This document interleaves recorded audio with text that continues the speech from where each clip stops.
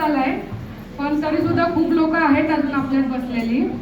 तर आज जसं सरांनी माझी ओळख करून दिली मगाशी की MDची वाईफ आहे किंवा मदत करते, पण जेव्हापासून मी जे सरांना मदत करताना मला असं जाणवलंय की माझ्यासारख्या खूप अशा लेडीज आहेत की त्या घरात बसतात आणि घरात बसले की ओव्हर थिंकिंग करतात.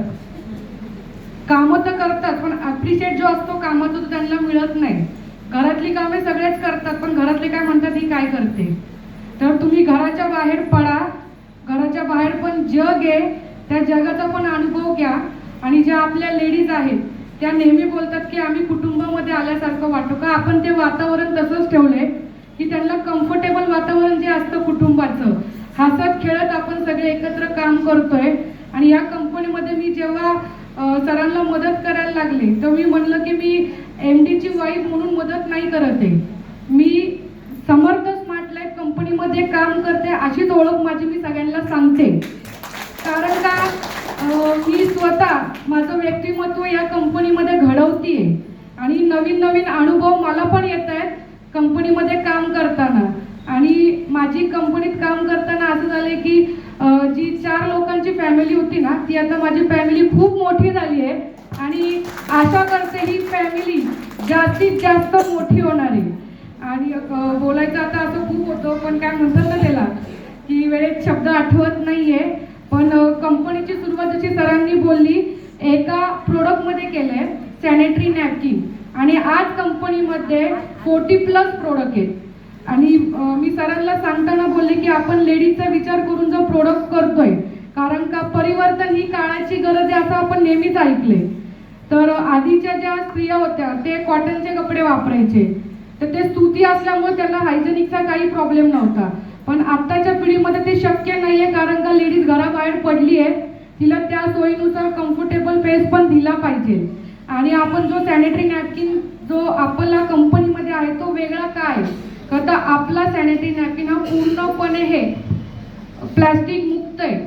म्हणजे आपला सॅनिटरी नॅपकिन हा पूर्ण ही कॉटनचा आहे. मार्केटमध्ये जे पॅड आहेत ते प्लास्टिकचे आहेत. त्याच्यामुळं मला एक डोक्यामध्ये काय विचार आला, जर माझं एक स्टोरी आहे, जर तुम्ही बोर नसाल तर मी 2 मिनिटाची एक स्टोरी सांगते, चालेल का. मला आवाज येत नाहीये कोणाचा, असं वाटतं झोपले सगळे. मला जोरात आवाज आला पाहिजे तर मी स्टोरी शेअर करणार आहे. आणि माझी स्टोरी अशी आहे ना की मी जे काही मी स्वतःचे अनुभव असेल जे मी माझ्या लाईफमध्ये घेतले तेच तुमच्याबरोबर शेअर करते, बाहेरचे कुठलेच नाहीये. आता सॅनिटरी नॅपकिन हा विषय मी का निवडला किंवा मला हा का आवडला, तर सॅनिटरी नॅपकिनचा विषय असा होता की मी वयाच्या 10व्या वर्षी माझ्या आईची साथ माझी सुटली आहे. म्हणजे मी जी ग्रोथ झाली आहे ना ती स्वतःच्या बोलतो ना कोणाच्याही याच्यामध्ये सानिध्यामध्ये नाही झाली आहे. जेव्हा माझी आई तिचं शेवटचं वेळ होती तेव्हा मी 10 वर्षाची होते, तेव्हा तिने मला असंच बोलता बोलता बोलली की बघ तुझं आता भविष्यामध्ये तुझं फिजिकली मेंटली ग्रो होणार आहे, तुझी शारीरिक वाढ किंवा मानसिक. तेव्हा जेव्हा माझ्या आई जे मला शेअर करत होते ना मला काही कळत नव्हतं, मी फक्त आईच्या कुशीमध्ये झोपले होते. आणि हे सगळं जिथे मला सांगते त्याचा मला काही म्हणजे काही समज नाही, इतकं तर माझं वय नव्हतं ते. पण त्याच्यानंतर 4 वर्षानंतर मी जेव्हा 13-14 वर्षाची झाले आणि जेव्हा मी पहिल्यांदा ती गोष्ट फेस केली ना, तर माझ्या घरामध्ये माझे वडील आणि एक मोठा भाऊ आहे. तर मी त्यांना न सांगता जेव्हा मी पहिल्यांदा ती गोष्ट फेस करत असताना मला ते आईचे शब्द कानात पडले की जाताना जी आई बोलली ते तेव्हा कळलं नाही, पण न कळत जेव्हा मी ते फेस करत होते ना तेव्हा ते माझ्या कानात आलं. तर मी पहिली गोष्ट अजिबातही घाबरले नाही, का तर ते माझ्या आईने मला ते न कळत सांगून गेली होती. आणि ते वडिलांना बोलले तर वडील त्याच्यामधलं काही माहिती नाही, तू तुझ्या मावशीकडे जा असं सरळ बोलले. कारण का आत्ता आधुनिक काळ आहे, आपल्याला आता टेक्नॉलॉजीच्या ह्याच्यामुळे सगळ्या गोष्टी आधीच कळतात, वेळेच्या आधी कळतात. आता तुम्ही 4-5 वर्षाच्या मुलीला जरी विचारलं तर ती सगळ्या गोष्टी तुम्हाला सांगू शकते. आपल्या टायमाला टेक्नॉलॉजी एवढी नव्हती, त्याच्यामुळे काय ऐकायचं आणि काय नाही हे आपल्या लोकांथ्रू कळायचं. जेव्हा आपण शाळेत जातो किंवा एकमेकांच्या घरात बघतो ते एक बाई साईडला बसलेली असते, आपण विचारलं यांना काय झालं तर ते काय बोलतात, काय नाही तिला कावळा शिवलाय म्हणून ती बाजूला बसली. तर आपल्या मेंटॅलिटीमध्ये काय बसतं की बाबा हिला कावळा शिवला, हिला हात नाही लावायचा. कारण का ह्या सगळ्या गोष्टी पहिले ओपनली बोलत जात नव्हत्या, जसं आता आपण ह्या विषयावरती बोलतोय सगळ्यांशी. तर पहिली गोष्ट माझ्या डोक्यामध्ये होते, कावळा शिवला म्हणजे बाजूलाच असायचो.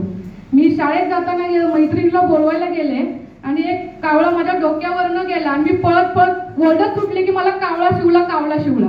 तर आमच्या इकडच्या मावशी बोलतात, गप इकडे बस, कावळा शिवला म्हणजे असं काही नसतं, तू शांत बस. तेव्हा ते कळलं नाही. जेव्हा मी अनुभवलं तेव्हा त्याचं मला कळलं की कावळा शिवला म्हणजे काय. आता आपण एकदम फ्रीली बोलतोय पिरियड्स म्हणजे काय, पिरियड्स मध्ये होणारे प्रॉब्लेम, पण आधी तेवढी आपल्याला सोय नव्हती कुठल्या गोष्टी. त्याच्यामुळं मला एवढंच सांगायचंय की टेक्नॉलॉजीचा वापरचा फायदा आपल्याला खूप होतो, पण त्याच्या व्यतिरिक्त त्याचं नुकसान पण खूप आहे. जर आपल्या ज्या ज्या इथं आपल्याकडे आहेत लोक, त्यांच्यात किती जणांच्या घरामध्ये मुली आहेत हो? हात वर करा फक्त. म्हणजे बहुतांश घरामध्ये मुली आहेत. तर मला एवढंच सांगायचंय, आपण मार्केटचा पॅड हा प्लास्टिकनी बनलेला असतो आणि इन फ्युचरमध्ये त्या पॅडमुळे होणाऱ्या त्रासाला आपल्या मुलीला सामोरं जावं लागणार आहे.